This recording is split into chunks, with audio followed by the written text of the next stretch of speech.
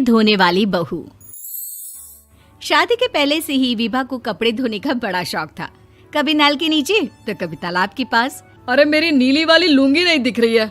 विभा की अम्मा, कहाँ रखी है लुंगी? अरे वो तो विभा ने परसों ही धोकर रखी थी आपकी अलमारी में, देखो वहीं होगी।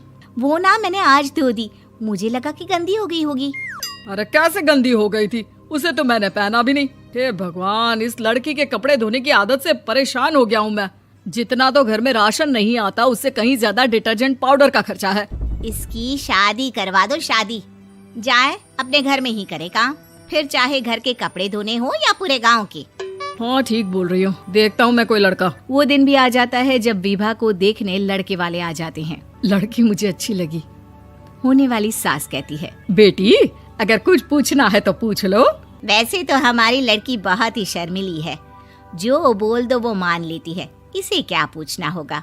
अरे कैसी बात कर रही हो माँ, मुझे इन लोगों के घर रहना है, सवाल तो कई है। हाँ हाँ बेटा, पूछ लो ना, क्या पूछना है। आप लोगों के घर कपड़े कौन धोता है? सास का मुंह बन जाता है। देखो, अगर तुम ये कहना चाहती हो कि तुम्हें कपड़े धोने नहीं आते तो सुन लो, कपड़े मैं ही धोती हूँ, लेकिन तुम्हारे आ जाने के बाद मैं रुमाल तक नहीं धोऊंगी। अरे चुप रहना भाग्यवान, बहू बेचारी घर आई नहीं, उसे डराना शुरू कर दिया। वो क्या है ना बिटिया, अभी तक तो ये कल्लू की माँ ही धोती थी, लेकिन अब तुम्हारे पापा तो दहेज में वॉशिंग मशीन देंगे ही। तभी विभा की माँ बोल पड़ती है, सवाल भी पूछा तो क्या। वैसे भाई साहब, मशीन की तो फिर भी कपड़े धोने की कैपेसिटी होती है। मतलब जो बिटिया दे रहे हैं ना विभा, इसे कपड़े धोने का बहुत शौक है। ये आप लोगों के क्या, आस पड़ोस गांव मोहल्ले सबके कपड़े धो दे और उफ तक ना करे। बाहर देखा नहीं आपने कितने कपड़े सूख रहे हैं? सब हमारी बिटिया ने ही तो धोए हैं। बस भी करो ना माँ, शर्म आ रही इतनी तारीफ सुनकर।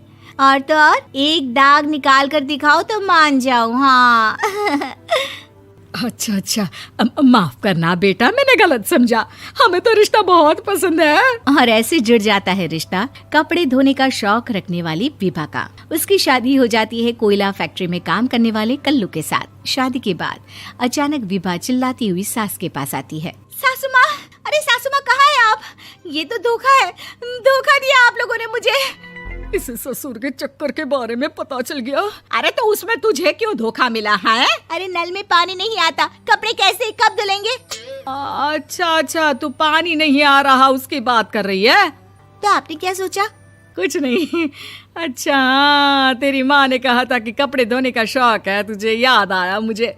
शौक शौक बोलकर कपड़े धोने वाले मेरे जुनून को कम ना आके सासू माँ, कपड़ा धोना मेरा गुरूर है।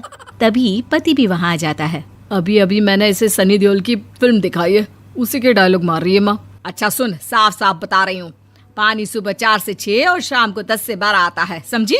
विभा टाइमिंग सुनकर हैरान हो जाती है। ये क्या भूतों का मोहल्ला है? सुबह 4 बजे उठकर कौन कपड़े धोता है? 4 बजे टंकी में पानी जाता है, फिर सारा दिन धोना ना, किसने मना किया? अरे कैसी बात कर रही हैं? 200 लीटर की टंकी में कितने कपड़े धो लूंगी मैं? सुबह ही उठ जाऊंगी मैं। अब क्या था, विभा सुबह 4 से लेकर रात के 12 बजे तक कपड़े ही धोती रहती। एक रोज सास पड़ोस से निकलकर कहीं जा रही होती है कि साथ वाली कहती है, हाँ कल्लू की माँ, जरा ये बताओ कि 2 साड़ी है, 2 ब्लाउज और एक पेटीकोट और एक नाड़े वाला लंबा कच्छा। हाँ तो? अरे तो क्या, कितना लोगी धुलाई ये बताओ। धोबन दिख रहे हैं हम क्या? हमारे पति सरकारी नौकरी से अभी अभी रिटायर हुए हैं और बेटा सुपरवाइजर है कोयला फैक्ट्री में। धोबन समझ रखा है हमें।